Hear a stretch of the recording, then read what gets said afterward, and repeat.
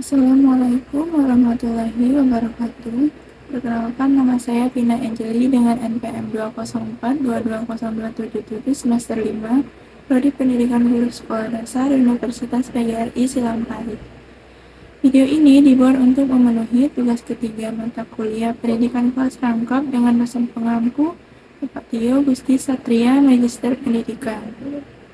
Di video kali ini kita akan membahas tentang pengorganisasian kelas, seperti menjelaskan penataan ruang kelas, pengorganisasian murid, dan disiplin kelas. Baiklah, langsung saja kita masuk ke pembahasan yang pertama. Penataan ruang kelas. Penataan ruang kelas merupakan salah satu unsur dari pengorganisasian kelas secara keseluruhan yang memerlukan perhatian dan perencanaan yang serius. Dalam penataan bangku atau ruang kelas, merupakan hal yang penting bagi siswa dan guru sebagai fasilitator pembelajaran.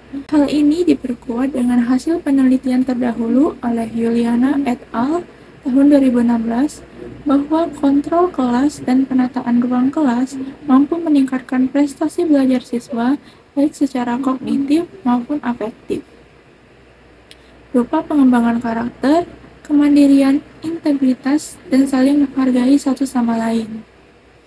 Dalam pembelajaran kelas rangkap, penataan ruang kelas perlu dilakukan dengan terencana untuk mendukung pembelajaran. Hal ini disebabkan karena aktivitas dan mobilitas belajar sangat tinggi. Oleh karena itu, murid-murid harus merasa akrab dengan ruang kelasnya. Everson dan Emmer tahun 2011 menggunakan 4 kunci panduan untuk pengaturan ruang kelas. Yang pertama, memudahkan akses pergerakan peserta didik. Daerah yang biasa digunakan peserta didik untuk berkumpul, seperti akses peserta didik meminjam kunci, pensil, akses ke tempat sampah, papan tulis, dan lain-lain, sebaiknya wilayah ini dipisahkan dan diberi jarak yang luas antara satu dengan yang lainnya, sehingga kelas memiliki akses yang luas dan mudah dicapai. Kemudian yang kedua, memastikan bahwa peserta didik dapat dipantau oleh guru. Penting bagi peserta didik untuk mendapatkan perhatian serta pemantauan dari guru. Keberhasilan guru dalam memantau keadaan kelas tergantung kemampuan guru melihat seluruh peserta didik di setiap waktu. Guru harus bisa memberi jarak pandang yang jelas di antara wilayah-wilayah yang digunakan untuk proses pembelajaran, meja tulis, dan seluruh wilayah kerja peserta didik. Pengaturan penempatan lemari juga sangat penting dilakukan, agar tidak menyebabkan keterbatasan pandangan peserta didik untuk mengikuti proses pembelajaran. Selain itu, pastikan juga jarak papan tulis sudah sesuai dengan pandangan siswa. Kemudian yang ketiga, menjaga benda-benda dan perlengkapan yang sering digunakan oleh siswa. Benda dan peralatan yang mudah diakses tetap harus dijaga, dipersiapkan, dan dibersihkan secara rutin, agar ketika pembelajaran berikutnya, guru tidak harus mempersiapkan kembali kebutuhan benda-benda untuk pembelajaran. Hal ini bertujuan untuk menghindari keterlambatan atau penundaan kegiatan pada proses belajar mengajar. Kemudian yang keempat, memastikan peserta didik dapat melihat presentasi dan tampilan kelas. Posisi tempat duduk siswa di dalam kelas dapat disesuaikan guru dengan kegiatan pembelajaran mereka. Jika peserta didik hari itu belajar dengan menggunakan infocus, maka guru sebaiknya meletakkan dan menggeserkan layar tanpa harus memindahkan peserta didik untuk pindah mendekat ke sumber layar. Karena jika kegiatan ini dilakukan di sudut ruangan, maka akan menyulitkan peserta didik untuk dapat melihat secara bersama. Jadi, guru sangat berperan dalam melihat situasi dan kondisi peserta didik agar lebih nyaman dan dapat melihat ke arah sumber pembelajaran. Selanjutnya, kita masuk ke pembahasan kedua, yaitu pengorganisasian murid. Berikut ini beberapa pendekatan pengorganisasian murid dalam pembelajaran kelas rangka. Yang pertama, pembagian kelompok berdasarkan tingkat kemampuan. Murid dapat dikelompokkan berdasarkan kemampuan akademik mereka. Guru bisa memberikan tugas yang berbeda sesuai tingkat pemahaman murid, sehingga setiap kelompok dapat belajar pada kecepatan yang sesuai dengan kemampuan mereka. Yang kedua, pembagian waktu pembelajaran. Guru mengatur waktu pengajaran untuk setiap kelompok secara bergantian. Misalnya saat satu kelompok menerima penjelasan langsung dari guru, kelompok lainnya melakukan kegiatan mandiri, seperti membaca, mengerjakan tugas, ataupun diskusi kelompok kecil. Kemudian yang ketiga, penggunaan media pembelajaran mandiri. Guru dapat memanfaatkan media pembelajaran mandiri seperti lembar kerja, modul, atau perangkat pembelajaran berbasis teknologi, sehingga murid bisa belajar secara mandiri sementara guru fokus mengajar kelompok lain. Kemudian yang keempat, penerapan model tutor sebaya. Dalam kelas rangkap, guru dapat mengorganisasikan murid dengan menggunakan sistem tutor sebaya. Murid yang lebih mampu membantu murid lainnya dalam memahami materi, sementara guru mengawasi prosesnya. Yang kelima, rotasi tugas. Guru dapat mengorganisasikan murid dalam bentuk rotasi tugas, di mana setiap kelompok bergantian mengerjakan aktivitas yang berbeda. Misalnya satu kelompok belajar dengan guru, sementara kelompok lain bekerja secara mandiri atau melakukan praktik. Kemudian yang keenam, penetapan aturan dan tanggung jawab. Guru perlu menetapkan aturan dan tanggung jawab yang jelas untuk setiap kelompok agar setiap murid memahami perannya dan tetap terlibat dalam pembelajaran.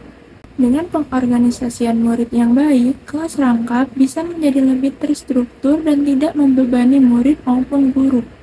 Hal ini penting dalam rangka menjaga efisiensi pembelajaran dalam kondisi yang tidak ideal, namun tetap memastikan murid mencapai tujuan pembelajaran yang diharapkan. Selanjutnya kita masuk ke pembahasan terakhir, yaitu disiplin kelas. Disiplin kelas adalah guru menciptakan aturan dan kegiatan agar murid terikat oleh kegiatan belajar, sehingga mereka tidak sempat lagi melakukan kegiatan lain yang mengganggu ketertiban dan disiplin kelas. Aturan dan kegiatan tersebut dinamakan Aturan Rutin Kelas atau ARK. ARK atau Aturan Rutin Kelas ini mencakup kebiasaan harian, prosedur, dan tata tertib yang harus diikuti oleh murid selama kegiatan belajar mengajar berlangsung. Tanpa disiplin yang baik, pembelajaran bisa terganggu dan murid mungkin kesulitan untuk fokus, terutama jika mereka tidak secara langsung diawasi oleh guru sepanjang waktu. Berikut adalah beberapa aspek penting dari disiplin kelas dalam pembelajaran kelas rangkap. Yang pertama, aturan kelas yang jelas dan konsisten. Guru harus menetapkan aturan yang jelas sejak awal pembelajaran, mencakup perilaku yang diharapkan, bagaimana murid harus bertindak saat belajar mandiri, serta konsekuensi jika aturan dilanggar. Aturan harus disampaikan secara konsisten agar murid dari berbagai kelompok memahami dan menghormatinya. Kemudian yang kedua, keterlibatan murid dalam penyusunan aturan. Salah satu cara untuk meningkatkan disiplin adalah melibatkan murid dalam penyusunan aturan kelas. Jika murid merasa memiliki peran dalam menetapkan aturan, mereka cenderung lebih patuh karena merasa memiliki tanggung jawab terhadap lingkungan belajar. Kemudian yang ketiga, penggunaan penguatan positif. Disiplin yang baik seringkali lebih efektif jika didasarkan pada penguatan positif. Guru bisa memberikan pujian, penghargaan, atau pengakuan terhadap murid yang menunjukkan perilaku disiplin. terutama ketika mereka mampu belajar mandiri saat guru sedang fokus pada kelompok lain. Kemudian, yang keempat, manajemen transisi yang efektif. Di kelas rangkap, transisi antar kegiatan atau antar kelompok harus diatur dengan baik untuk menghindari kekacauan. Guru harus mengajarkan murid cara berpindah dari satu kegiatan ke kegiatan lain secara tenang dan teratur, sehingga tidak mengganggu kelompok lain yang sedang belajar.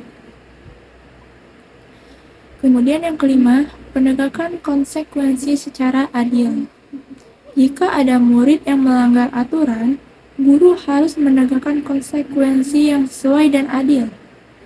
Penting untuk tidak pilih kasih dalam penerapan disiplin agar seluruh murid merasa bahwa aturan berlaku sama bagi semua orang.